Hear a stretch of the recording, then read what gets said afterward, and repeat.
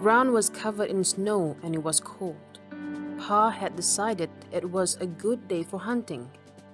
Richard Knight did not like hunting, unlike his brother Gus. He didn't like the thought of killing something if he can avoid it. They sat huddled and hiding in the bank of the stream. Richard prayed they would not spot any deer, but unfortunately, a handsome young buck stepped towards the pool bank where they were hiding. Pa signaled Richard to raise his gun and shoot. Richard didn't know what to do. He raised his gun and fired. He missed. Gus got really mad. Pa shut him up and asked him to go back to the cabin. After that, he gave Richard this disappointed look and asked why he had missed on purpose. "Because I hate killing things, Pa," said Richard. "Death is a part of life, Richard. We have to remember that," Pa said in almost a whisper. On the way home, Gus was talking non-stop about his favorite topic, the war that had been raging in Europe since 1914. He wanted to sign up to be a soldier. Pa looked at him sternly and emphasized that none of his boys are allowed to go to war until they have finished school. Richard was somewhat glad to hear that amidst Gus' protest. Back at home, Richard helped his sister Angie with the dishes after dinner. Richard thought she looked tired and exhausted. She had to be the one to take over Ma's chores after she passed away. Rather than be sad, Angie was very sympathetic and patient, especially towards their father.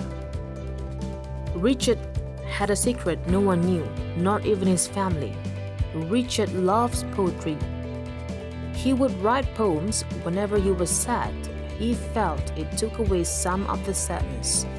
After talking with Angie about Pa and recalling back what happened during the deer hunt and thinking about the loss of his mother and uncle, Richard wrote a few lines to cheer himself up. Richard hid his new poem among all the others he had written before. He did not want anyone to know he writes poetry. People already thought he was strange enough as it is. The next day at school, Mrs. Hanson, the English teacher, read a poem from Joyce Kilmer called "The Tree." Richard was mesmerized. He knew about poets like Shakespeare and Lord Byron, but they used fancy language. This poem was simple and straightforward, much like his own poetry. Richard saw pretty Hannah Shermer from a distance. She was crying. Somebody had scribbled the word "Dirty Hun" on her book. Richard was shocked. Why would anyone do such a thing to a nice girl like Hannah? His friends seemed to think her family is siding with the enemy in this war. Richard felt so dismayed. He went home. When Richard got home, he decided to read Joyce Kilmer's book Trees and Other Poems he had borrowed from Mrs. Hanson. Richard felt the poems were speaking directly to him. He decided to write Mr. Kilmer a letter. Of course, he did not expect a reply. Why would a famous writer be bothered with a farm boy? 3 weeks later, something terrible happened to Hannah. Some people had vandalized the tavern her family owned. They painted terrible words on the wall. Mrs. Hanson suggested the class give her a card as a show of sympathy, but no one would sign the card, all except Richard. He did not hesitate. In fact, he thought it was disgusting. They were harassed for being German. When Richard came to give the card, Hannah gave him the cold treatment. Richard was hurt. It was as if Hannah had blamed him for the vandalism too. But in a way, he could not blame her. Richard walked away, despondent and sad. Suddenly, he felt silly for giving her a card. What can it do? Whenever Richard felt sad, he likes to climb an old oak tree near his home and watch the train come by. He observed the smiling faces getting in and out of the train and wondered if such happy people would be so unkind to treat the Shermers this way. When he got home, there was a surprise for Richard. Mr. Kilmer had written back. In the letter, Mr. Kilmer had advised Richard to be brave and to let people know he writes poetry. Richard decided he would tell his family during dinner. When Richard had finished telling his family about Joyce Kilmer and his love for writing poetry, Pa just replied that he did not think poetry would be of any use.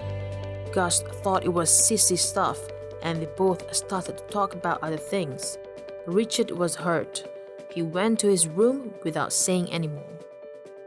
Summer holidays came. Richard spent his time working hard on the farm. As much as he loves writing poetry, he loves farming even more. He worked side by side with Pa, but they hardly spoke of anything. Richard had so many things he wanted to ask his father, but there was always this closed chapter between Pa and his past.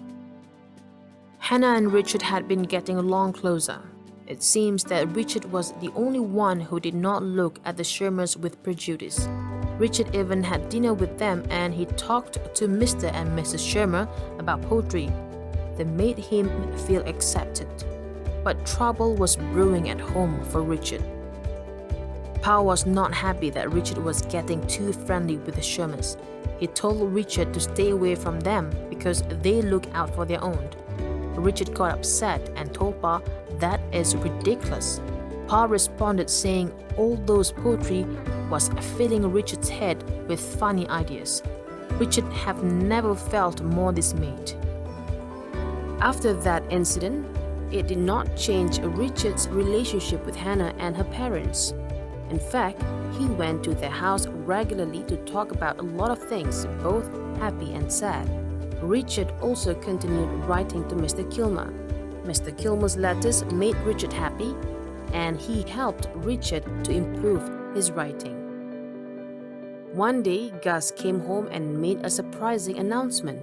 He had enlisted himself and will leave for training the next day. Pa was stunned. After a few moments, he fell into a rage and yelled at Gus for doing such a stupid thing.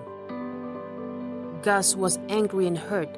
The next day, Gus got ready to leave home. He and Pa could not even muster a proper goodbye to each other. As Gus walked away, Richard felt an aching sadness. He might never see his brother again. Bad news kept coming. After Richard received his last letter from Mr. Kilmer, it had encouraged Richard tremendously, but a question rose in Richard's mind. What can poets or poetry do to make the world better? He wrote this question in his letter, but before he could mail it, news came that Joyce Kilmer had been killed. Richard was heartbroken. He stole away to his oak tree before bursting into tears. The anguish and sorrow he felt for losing a friend he had never even met. Richard felt he could never write another poem. What will it do? What can poetry do to make the world better? That question, now, it seems, will never be answered. Even as he felt like giving up, words seemed to flow from Richard's mind. He picked up a pen and paper and started to compose a tribute poem. He called it In Memory of Sergeant Joyce Kilmer. Richard shared this poem with the Shermers. They insisted Richard send it to the papers to be printed. Richard should share this poem with everyone who had lost a husband, son, brother, father, or friend in the war. Richard was scared at the idea, but eventually he agreed. He was more afraid of what would happen if his father found out. Tuesday morning came. Richard had somehow hoped the paper would not print his poem, but as he turned to page 3, he saw the words In Memory of Sergeant Joyce Kilmer by Richard Knight, printed plainly for all to see. Richard's heart sank. He knew his father would see the poem. When Richard got home a while later, his father came up to his room to talk to him. Pa had read the poem. He wanted to talk to Richard about his brother Roland, who died in the war with Spain. Pa hated that Roland never wanted to stay at the farm, much like Gus. When Roland got killed, the papers reported slight casualties. Pa remembered when Roland was lowered to the ground, Pa kept saying in his heart, "A world is gone. A world is dead and gone." Pa covered his face and wept. At last, Richard understood why poems are so important. But what was more important is that Richard now understood why he wrote them. The war came to an end. Things at the farm went back to normal with a few exceptions. Richard's poems now appear regularly on the papers. But what's better was that now he would read his poems to his father after dinner every night. Pa would sometimes give his opinion. Other times he would nod and say that was really good.